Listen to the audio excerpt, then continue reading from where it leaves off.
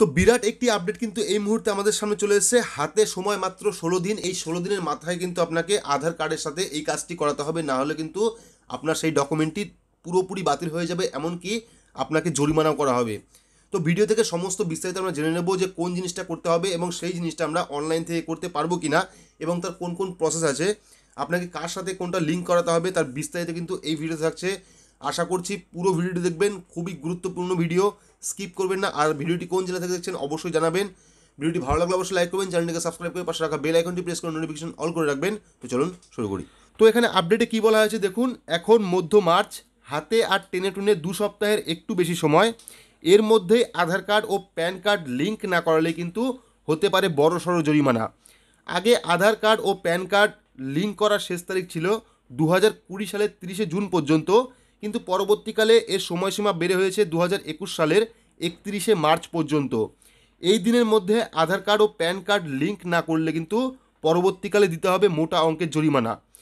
তারপরেও আধার ও pan card না জুড়লে বাতিল হতে পারে কিন্তু আপনার প্যান কার্ডও। 31শে মার্চের পরে আধার কার্ডের সঙ্গে প্যান কার্ডের লিঙ্ক না করালে পরে 139-এর এ ধারায় প্যান কার্ডকে অবৈধ বলে ঘোষণা করবে আয়কর বিভাগ।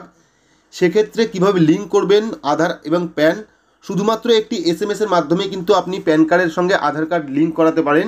আয়কর দপ্তরের নিয়ম অনুযায়ী আধার কার্ডের সঙ্গে কিন্তু প্যান কার্ড লিঙ্ক আবশ্যক। তো এবার আমরা দেখে নেব নিজের মোবাইল দিয়ে এসএমএসের মাধ্যমে কীভাবে আধারের সাথে প্যান কার্ড লিঙ্ক করাবেন। তো এখানে দেখুন, এসএমএসের মাধ্যমে কিন্তু এই প্রক্রিয়া সম্ভব।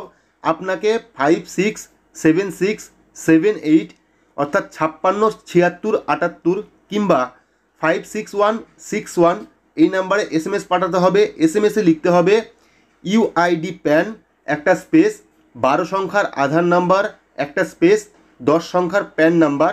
তো এইভাবে কিন্তু আপনাকে এসএমএসটি লিখতে হবে, অর্থাৎ এসএমএসের প্রথমে লিখতে হবে ইউআইডি প্যান স্পেস 12 সংখ্যার আধার নাম্বার এবং স্পেস 10 সংখ্যার প্যান নাম্বার।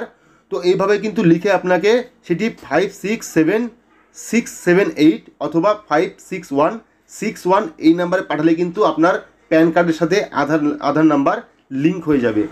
তবে এসএমএস মারফত প্যান কার্ডের সাথে আধার কার্ড লিঙ্ক করার কিছু কিন্তু নিয়ম আছে। তো এখানে দেখুন, তবে এই প্রক্রিয়ায় আধার ও প্যান তখনই সংযুক্ত হবে যদি আপনার নাম ও জন্ম তারিখ দুটি নথিতেই একই থাকে, অর্থাৎ আধার কার্ডে যে নামটা আছে বা যে ডেট অফ বার্থটা আছে সেটি যদি প্যান কার্ডে থাকে সেক্ষেত্রে কিন্তু আপনি এটাকে লিঙ্ক করাতে পারবেন এসএমএসের মাধ্যমে।